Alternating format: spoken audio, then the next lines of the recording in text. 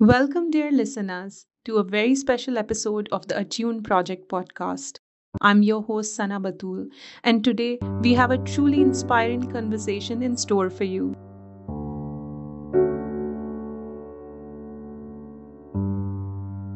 Today we have here with us a PhD researcher at University of Leeds, and her PhD research focuses on using participatory video as an intervention for young people with adverse childhood experience. Thank you so much, Kier, for joining us today. Thank you, Sana, for having me. So, Kier, I have been introduced to the concept of participatory art through the Attune project recently when I joined as a media and content lead. And it's fascinating, it's intriguing how this approach differs from conventional therapy in supporting young people with adverse childhood experiences. Specifically focusing on participatory video, could you please, talk about on what participatory video entails and how is it different from the traditional therapeutic methods?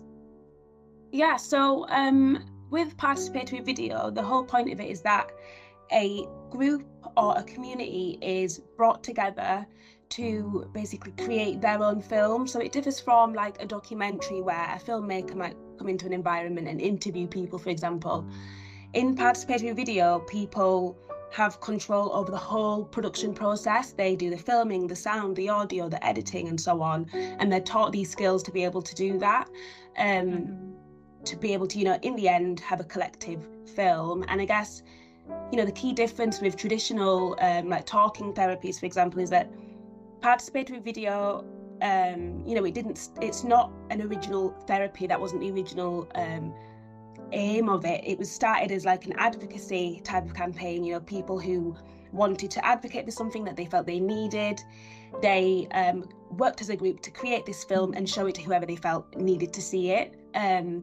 So it's a lot more community based, and you don't need mental health professionals to be able to facilitate or administer it. And yeah, typically participatory video is used in a lot of different settings. As they say, it can be used for advocacy or as an educational tool or a health promotion. So yeah, it has a lot of different uses. It's not just therapy based. Okay.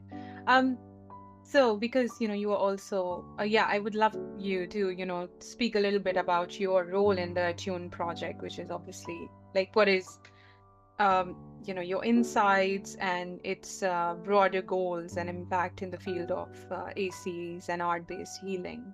So if you could briefly talk about your role in the Attune project. Yeah, of course. So as you said at the beginning, I'm a PhD student at Leeds, and so my PhD falls within the Attune project.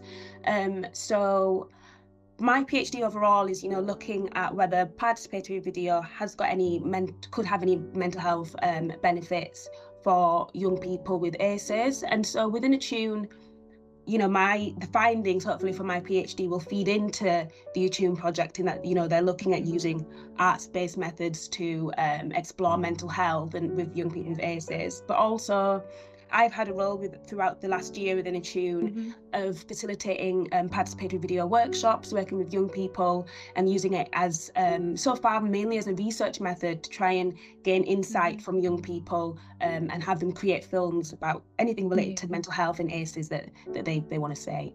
And how is your experience working with Attune, working within Attune project? I really, really enjoyed it so far. I mean, my background is entirely psychology, so arts-based methods were really new to me at the beginning. And I think I was a bit worried at the start, like, okay, I'm going to be creating films. I've never made these films before, but I think working in firstly such a supportive, interdisciplinary system, there's a lot of different expertise that are in the project that you can go to if you do need support. And I've definitely been able to do that throughout the project, and just working with the young people has been brilliant. In creating these films has been so fun. Yeah, you are a young person yourself. Yeah, well, 25. We'll see. So that's quite amazing. I mean, the whole idea of a participatory art is so unique. Well, if we talk about the feasibility, do you believe it is viable to develop a participatory video intervention for addressing the mental health challenges of young people with ACEs? I mean, I know it's your research, but if you could, talk a little bit about the feasibility of it. Yeah, so Yeah. I guess with participatory arts, it can be very flexible. It can be administered in such different ways, and sometimes it can be quite difficult to develop a rigorous intervention where, okay, we need these steps and mechanisms in there. But I think firstly with participatory video, there are specific elements that remain throughout.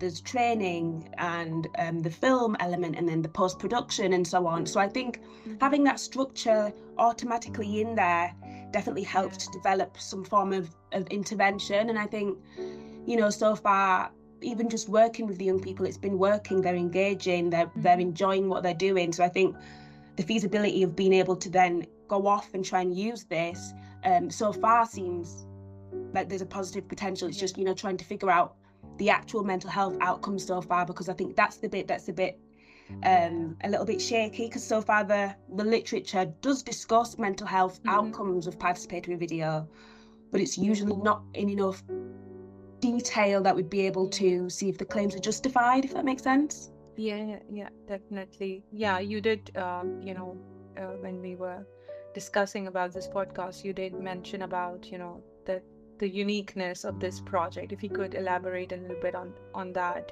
because you have just mentioned that it is a very unique research in itself. So if you could, speak a little bit about that. Yeah, so with participatory video, as I said earlier, there's so many different uses and it's used in so many different settings, but something that does seem to crop up pretty often is, even if it's not the original aim, mental health outcomes are discussed. So, it might be a study just trying to understand people's experiences of their lived experiences using film.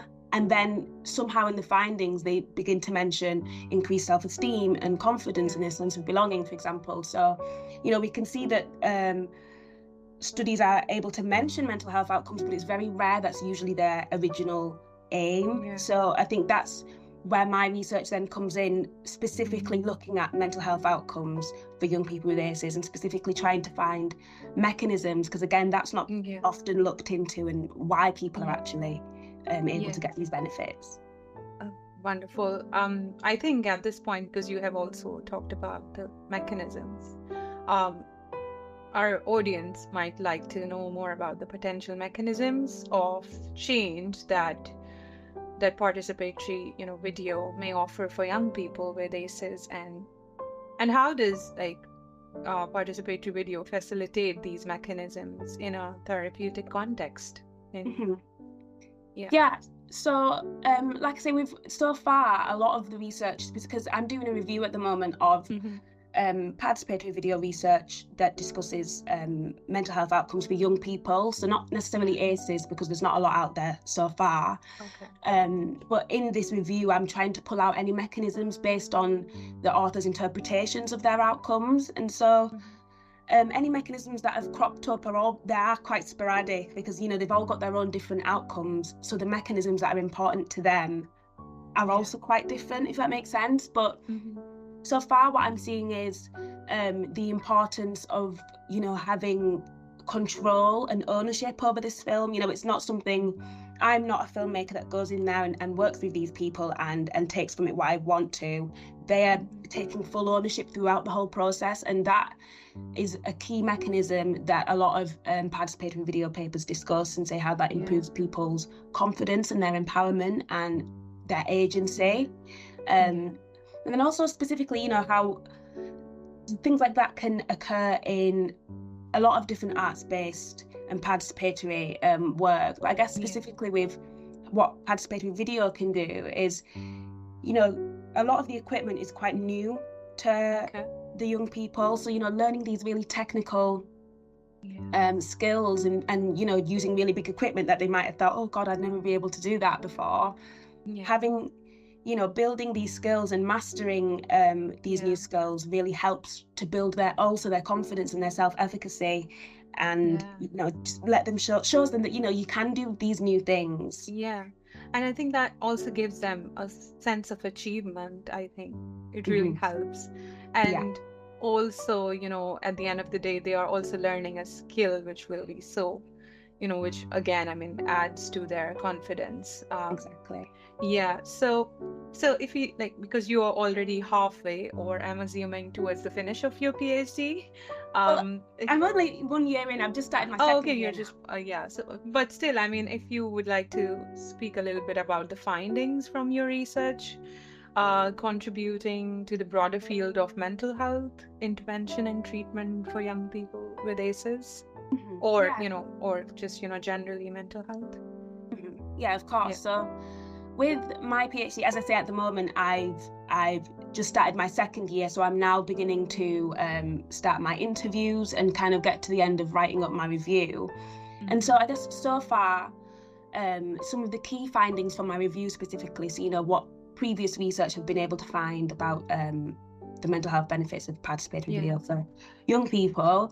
I guess the key ones that seem to be coming out is things like empowerment and Hmm. confidence, and also things like a sense of belonging and social connection, which I think is definitely mirroring what I'm now hearing in the qualitative interviews with young people with ACEs that have already taken part in these type of workshops, because they're saying things like, feeling a lot less alone, because not only are Wow. you meeting other people that are quite similar to you, you're sharing in different expressive ways that you may not have been able to before.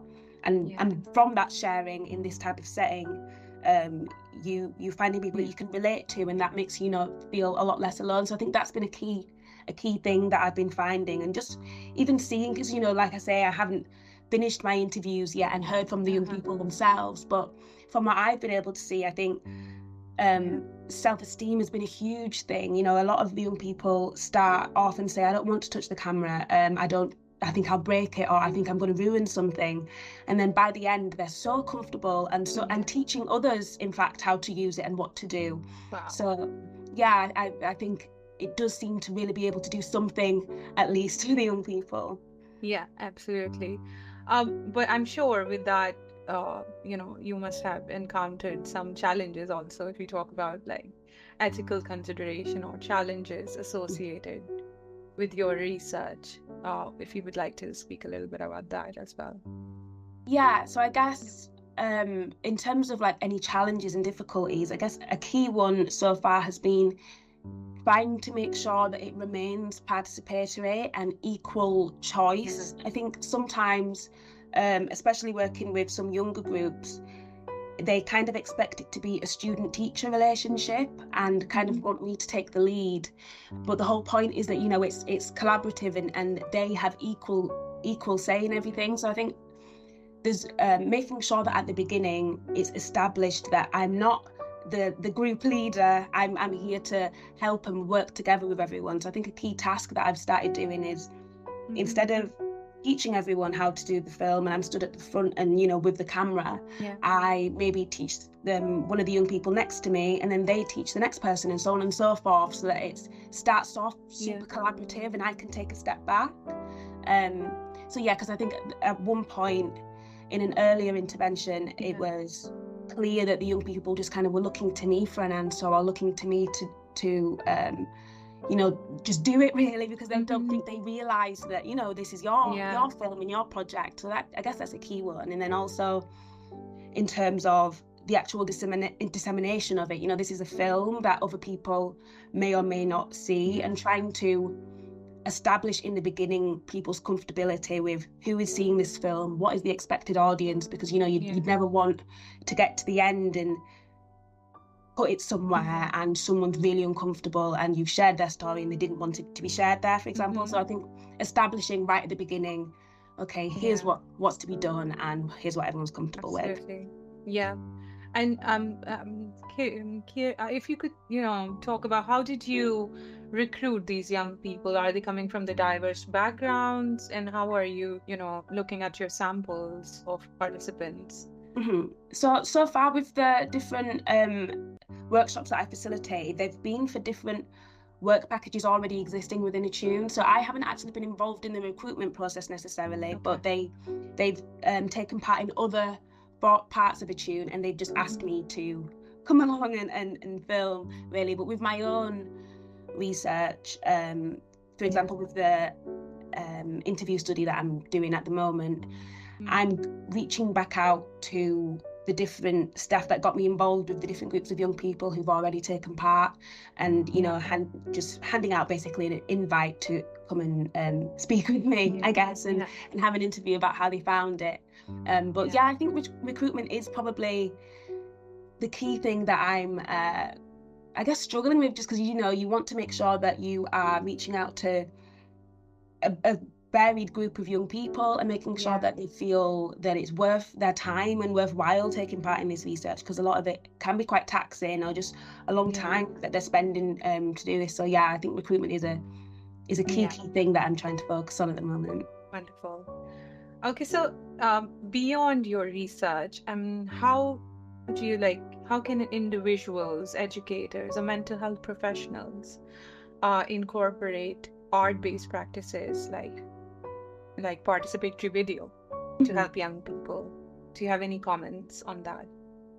Yeah, because I guess with other forms of therapy, they need to be facilitated by a mental health professional, and it's a lot harder, I think, to implement that in people's day-to-day, I guess. But with participatory video, even if you haven't got a really big film camera, there's projects that are done with phone cameras and just editing software that's already on your phone or on your laptop or something. So I think it's actually a lot easier than you might originally think. I guess, like I say, I'd never done any film work before, but I've worked with all these young people to create, I think, 5 or 6 different films so far. So I think doing like film clubs and stuff in schools could be useful, or youth groups that hold film workshops and children can come and do weekly workshops on film and things. I think that could definitely work. Yeah, that's wonderful.